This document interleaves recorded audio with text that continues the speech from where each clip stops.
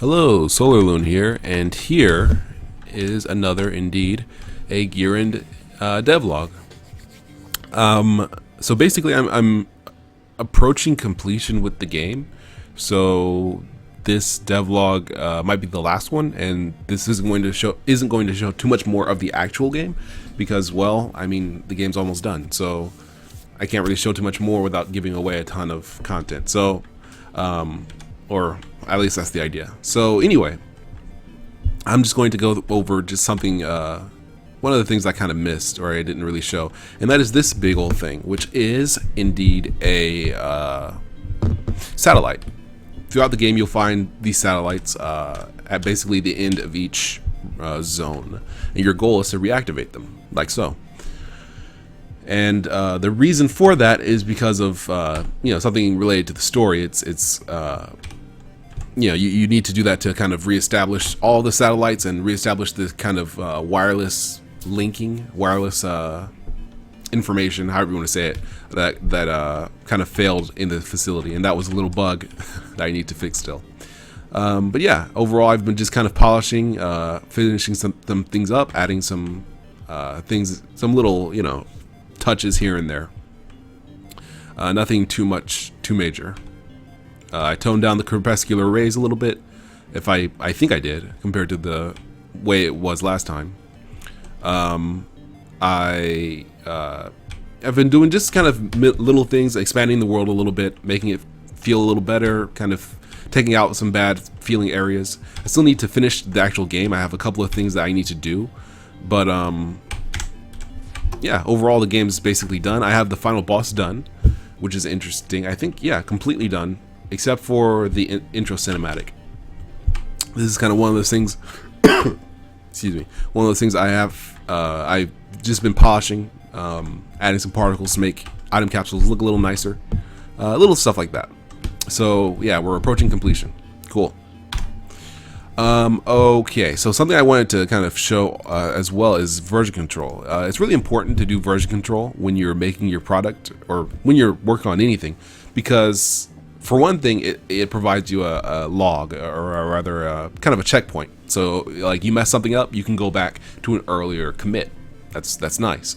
But more than that, it is an actual log where you can see like how much you've done, what you've changed, all that stuff. It's really nice to be able to look through my previous commits and see like all this work that I did, or see what I needed to do, what I still, little things like that, notes. It's very nice. Very nice.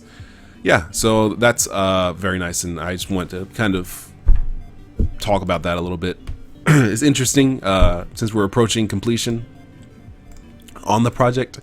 Let's see, I don't know if I can do this live. I might be able to, I might not be able to. But this is a little plugin I got from the IntelliJ IDEA plugin repository to basically show like how much code you've written. It shows like your line count, your class count, I think, little things like that would be nice to see.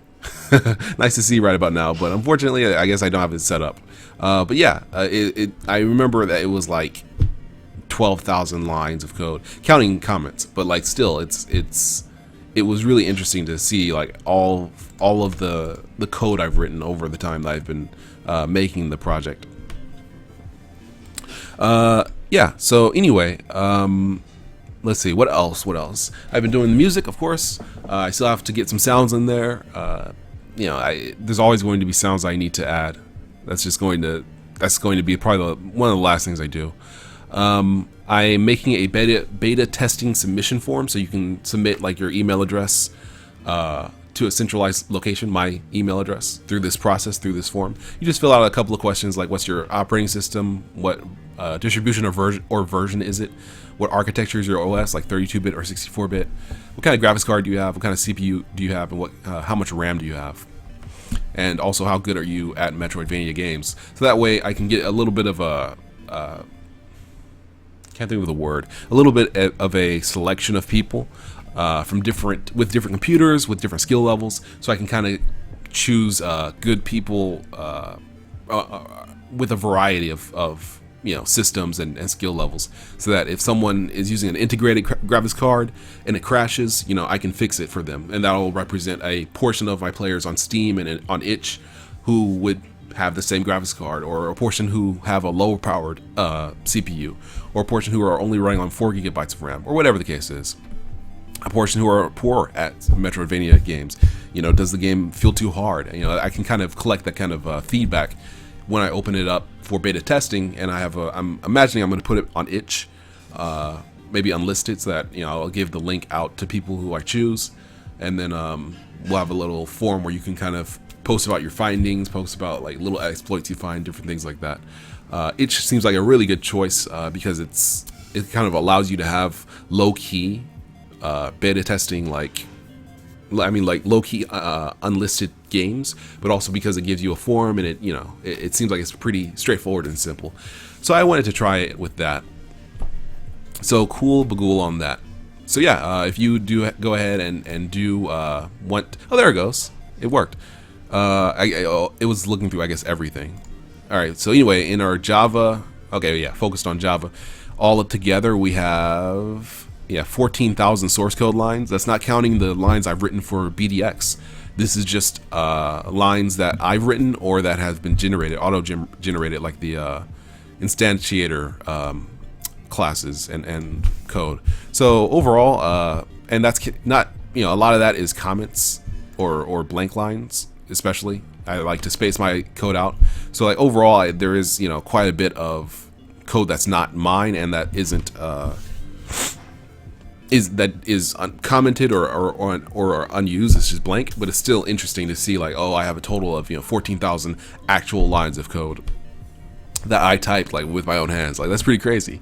Let's see, how big is the player class? The player class is 406 lines. It's not very large. It's not very large. Not large at all. But the way I have it spread out between the player class, and then the actual parts are kind of independent. Like the arm part, the arm part class, and the leg part class, and the core part class are all different. The player just handles, like, if you die, if you want to interact with something, like that kind of stuff, kind of general stuff. It handles some, like, other things like moving the arms or things like that, I believe. But for the most part, it's like just kind of player as a whole. General logic. So it's still interesting to see just like how much code I've written, and yeah, it's crazy. All right, well, anyway, thank you. Whoops, I bumped the mic. Sorry.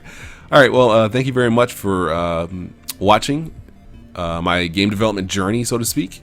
Feel free to submit your application if you want to go ahead and submit for beta testing Gearend. I can always use more hands, and yeah, I'll put the link to the form in the description. And if the form says, like, oh, thank you, I'm not accepting any more responses, then that means of course I've gotten enough responses where I don't need to field anymore, and then I'll select from those who have submitted who I'm going to select for beta testing. So we'll see how many gets in. I'm not sure at the moment. I'm just taking the information at the current stage, and then I'll decide how to go forward. Okay, well, thank you very much for watching. I've been SolarLune this entire time. All right, see ya.